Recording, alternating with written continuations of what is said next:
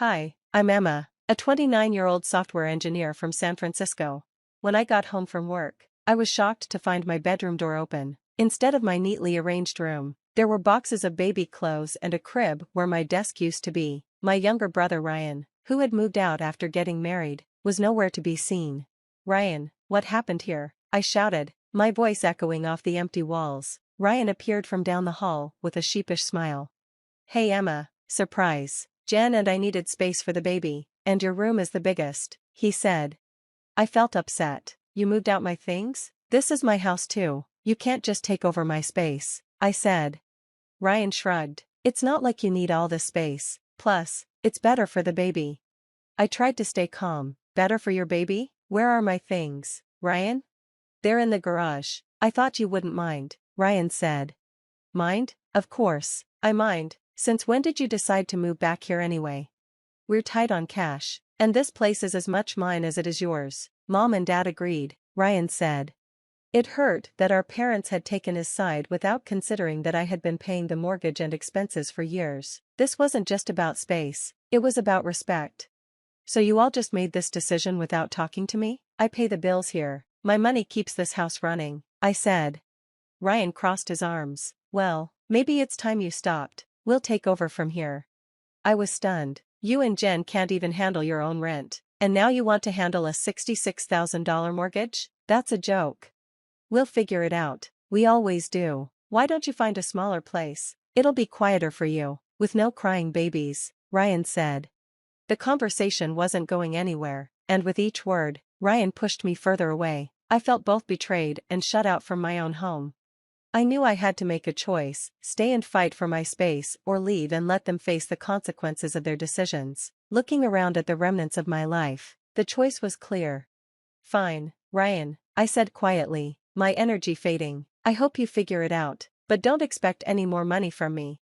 Ryan's eyes widened slightly, realizing he hadn't fully considered the impact of his actions. But it was too late. I was done being taken for granted. As I walked to my car, I felt a bit of relief from years of feeling unappreciated. They might not have valued my contributions, but I did, and I wasn't going to support people who didn't respect me. I drove away from the home I'd known as an adult, feeling a mix of anger, sadness, and a new sense of freedom. A chapter of my life was closing, but a new one was beginning. As I drove through the city, the familiar skyline felt like a sign of new beginnings. For the first time in a long time, I was choosing myself, and it was both scary and exciting. The cold night air was sharp against my face as I arrived at my friend Mia's place. The drive had been a blur of streetlights and scattered thoughts. Mia opened the door before I could even knock, her face showing concern and surprise. "You look like you've seen a ghost. What happened?" she asked. I sighed, my shoulders heavy. "I did it, Mia. I told them I'm moving out and I'm not paying another cent for that house."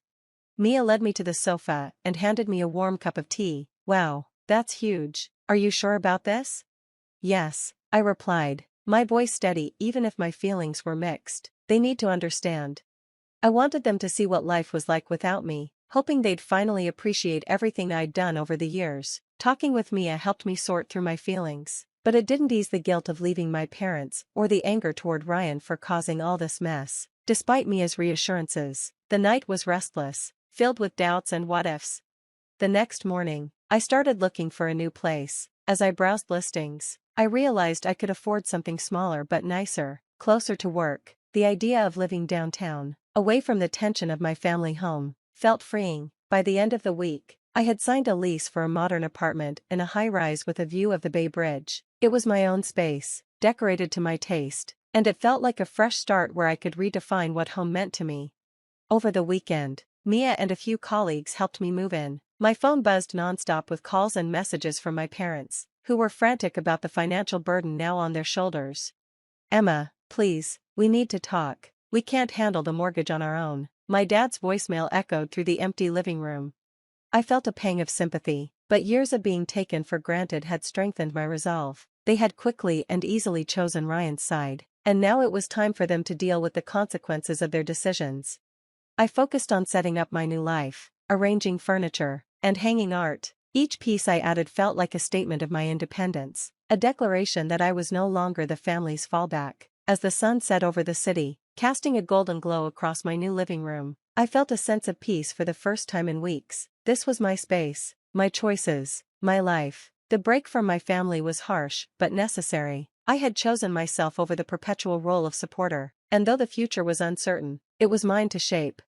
My new apartment was completely mine, and settling in felt like a breath of fresh air. Each morning, sipping coffee on my balcony and looking out over the city, I enjoyed the peace and freedom. My days were filled with work, exploring new cafes, and reconnecting with friends I'd neglected during the years of family drama. I was starting to rediscover who I was before my role as the family's financial support took over.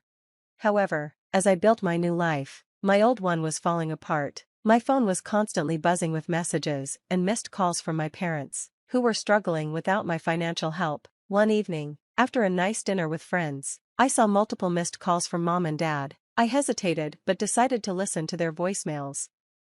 "Emma, it's Mom. We need to talk. The bank called today. They're talking about foreclosure if we can't make the next payment. We didn't realize how much we relied on your help. Please call us back." I sighed, feeling a deep sadness. It wasn't joy I felt, but sorrow for what could have been if they had valued me more. Going back wasn't an option. The next day, while at work, I got a text from Ryan that surprised me.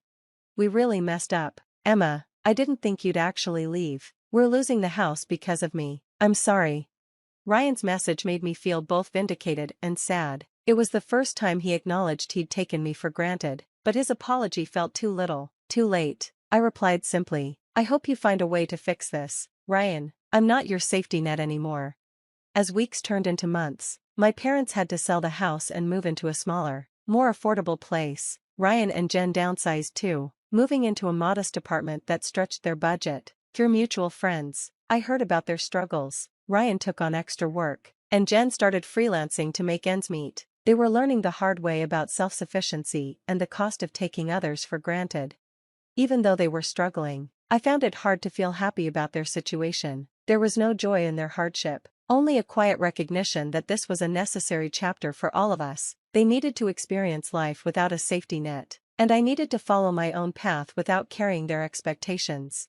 My decision to step back had sparked change, not only for me, but for my entire family. We were all adjusting to new realities, and while the distance between us grew, so did my confidence in my choice. I had prioritized my well-being, and each day, the guilt faded, replaced by a stronger sense of self.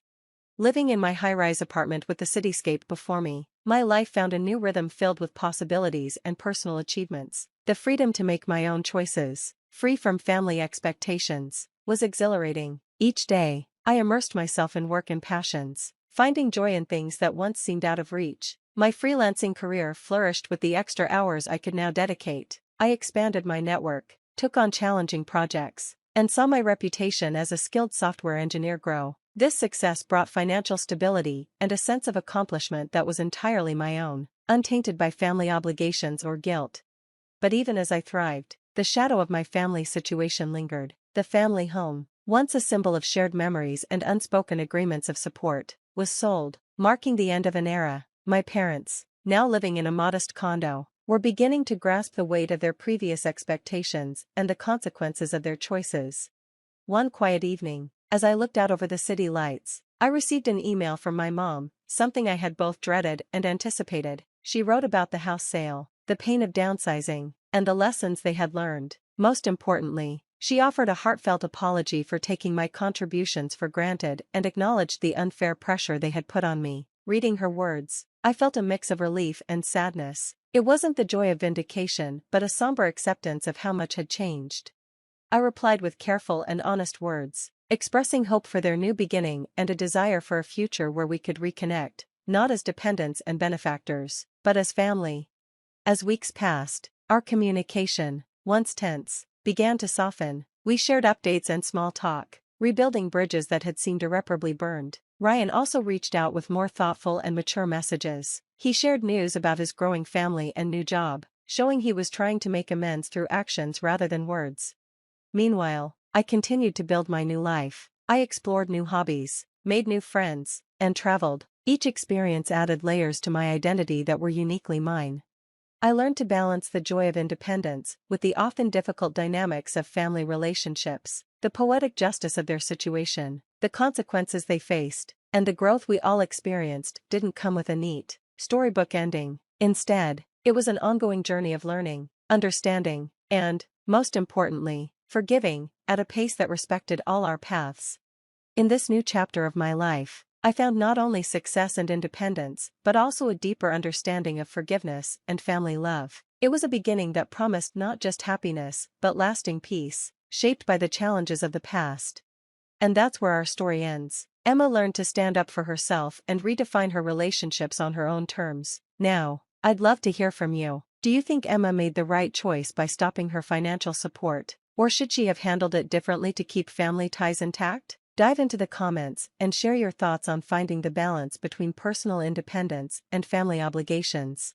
If you enjoyed the story, please like this video and subscribe to the channel for more content like this. Your support helps us continue sharing these stories.